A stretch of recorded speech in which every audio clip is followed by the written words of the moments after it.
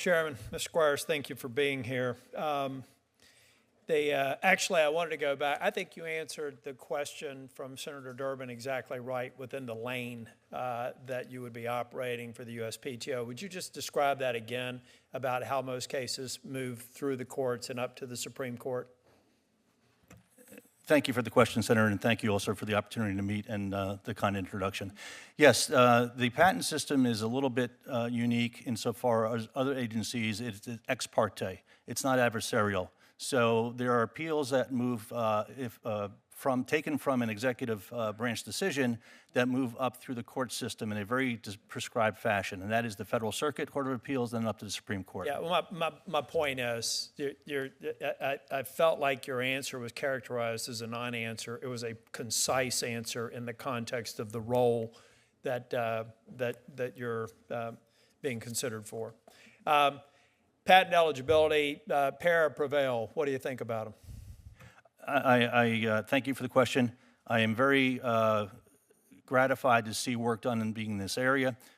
Some of the issues across those bills are costing American competitiveness, particularly on the area of patent eligibility. I would note, especially from the IP subcommittee hearing last Wednesday, the Chinese national patent system has a more expansive subject matter area than the United States does. And that is troubling to me. It should be troubling to all Americans. Innovation. Should it be troubling to all Americans that you can file for a patent in China anonymously? I viewed that session, sir, and I was shocked by that. And also equally shocked by the written into the laws, the requirement that the disclosure be made to the Chinese embassies. This is before a foreign filing. What risk do we have if we don't move forward with some of these bills that are improved certainty, that the intellectual property just flows elsewhere, and we lose the advantage that we have today, and that gap is closing with China? Thank you. I think that is a big risk. As I mentioned in my opening remarks, we want people to come to the American patent factory first and have a compelling reason to come here. So we're in danger of losing competitiveness, especially in subject matter areas that other countries have no problem with. I believe there are tools in our system to avoid these issues, and I believe the bills also take care of those issues. So thank you for those efforts. Well, thank you.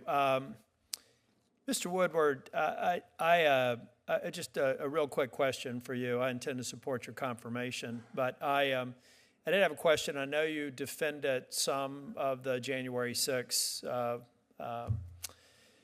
defendants.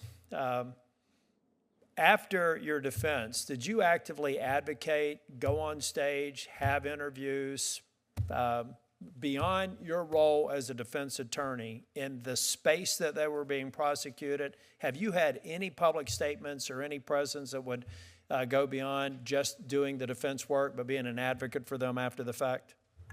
Senator, thank you for the question. No, sir. I make my arguments in court. Thank you. That's the right answer. Mr. Gazer, I believe in this concept of political physics. For every partisan action, there's an equal and opposite reaction. Under previous administrations, the OLC at times shifted from issuing authoritative determinations on legality of executive branch actions to instead essentially advocating for the legality of these actions. Neither the administration nor the OLC were well served by this shift. In other words, can I count on you to returning to the intended purpose and mission of the OLC? Thank you so much, Senator Tillis. Yes, sir, you can.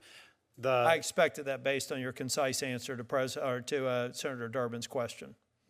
Look, we've got to be the adults in the room and stop having this back and forth, or we're no better than the people we're criticizing when they do the same thing.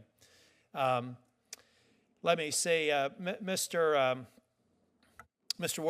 Woodward, I think I'm good with that answer. I look forward to supporting you all's nomination. Mr. Squires, I'm especially looking forward to getting with you and having your commitment to come and work, not in hearings. I hate hearings. They have to be done.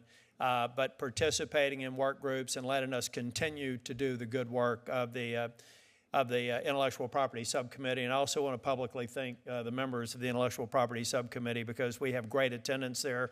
which is one of the reasons why we get so much good work done. I want you to be a partner that goes out of the formal setting and into the get the work done setting. I got your commitment on that? Thank you, Senator. Yes, you have my commitment to do my level best, and if I'm done the honor of being confirmed, as I said in my opening statement, we need to get to work. Thank you. I look forward to supporting all your confirmations. Senator Whitehouse. Thanks very much, Chairman. Let me